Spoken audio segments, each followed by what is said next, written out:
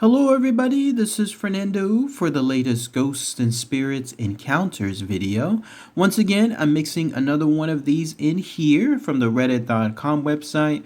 They're from the subreddit Ghost Encounters, mainly because we're still near or around Halloween. I know it's been a couple days back since Halloween just happened, but I thought let's go ahead and let's showcase another entry here just for fun.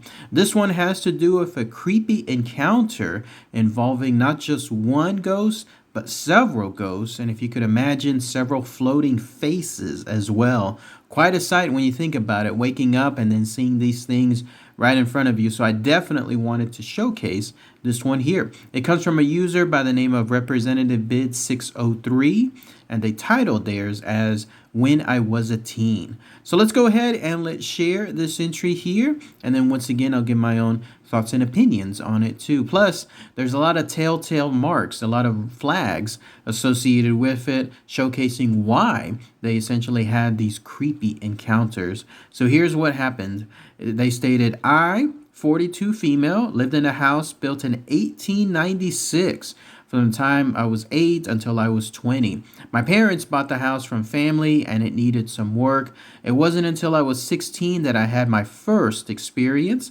I had my own room, although it was a repurposed closet. It was wide enough for a twin-size bed against the wall and then a dresser on the other wall with desks across from it. One night I was sleeping on my back, but something caused me to wake up. I opened my eyes and a figure of an older man was standing beside my bed. He was wearing overalls and was sort of white, glowing, translucent. He didn't do much other than look at me as I screamed, but then he faded away. It was surreal. I know I wasn't dreaming. I was wide awake and I stayed wide awake for a while after that. I eventually convinced myself that it was okay and he wasn't coming back. Then I was able to sleep again. The next morning, I told my family about it and couldn't believe that no one heard me scream. I was too freaked out to sleep in my room again the next night, so I slept with my younger sister on the bottom bunk of her bunk bed.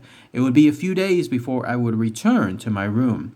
When I did go back there to sleep, I was once again awakened in the middle of the night while sleeping on my side facing the end of the dresser. This time, the apparitions were different. It was 3 disembodied faces. They were all different but presented in a row. It was like they were dancing around in front of my face. Yet again, I screamed and no one heard me. They faded quicker than the creepy old man had, but I still remained awake again for hours before I could allow myself to fall asleep. Those were the only times I saw the ghosts of the house I spent most of my childhood in, but not my only stories. From age 16 until I moved out at 20, there were several more encounters. My family members have at least one story of an encounter with something paranormal in that house too. It's still active today, although only my estranged father lives there. My sister stayed one night and never went back after her experience. That's how I know that nothing has changed. I haven't been there in at least 3 years with no plans to return.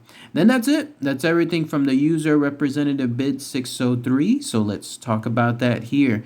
Creepy encounter, right? Not just one, but 2. Here you have a situation where this user, who back then was going from the time period of a child to a teenager, was in that home.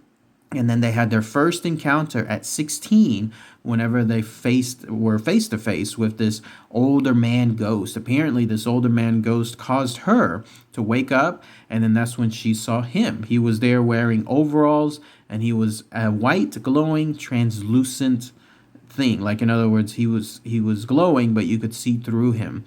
And then the next encounter was a couple of nights later. Rightfully so, she ended up sleeping in her sister's bunk bed until she felt everything was all right, but it wasn't, because when she went back to sleep to the room that she originally was in, lo and behold, now she was awakened by 3 disembodied faces dancing around in front of her. Who knows if they were just smiling in a creepy manner or if they were just angry, who knows, but she didn't present that angle. But at least they were there right in front of her. They saw her, she saw them, and then of course she screamed, and then who knows how long it took for her to be able to sleep back in that room again. But she left it with a teaser stating that she had more encounters, but it looks like outside of that home. But at least in that home afterward, Her sister had an encounter. Some other members of her family also had an encounter. And now her estranged father basically lives there. So who knows if he has encounters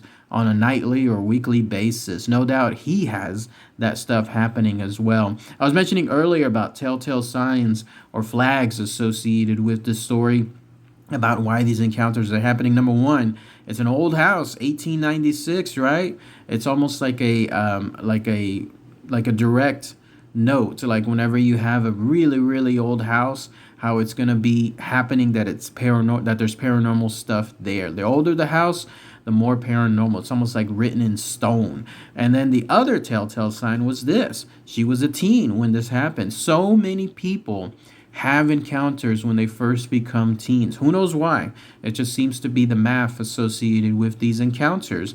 Once they become a teen, then suddenly these ghosts start popping out. And then when that happens, that's when they experience them. And it could be good ones, it could be mostly bad ones, but it always is around that mark. You hear about ghostly encounters involving children, then it skips to teens, and then for whatever reason, when more people are more adults, it just tends to stop. So who knows why that occurs? Obviously, there's still some adults that encounter them to this day, and I frequently showcase many of them here on this channel. But the real hallmark seems to be more on the lines on the teen side. Let me know if this is right or wrong. Those of you that are fellow ghost encounters out there, if you were a teenager and you had the same situation, let me know in the comments below.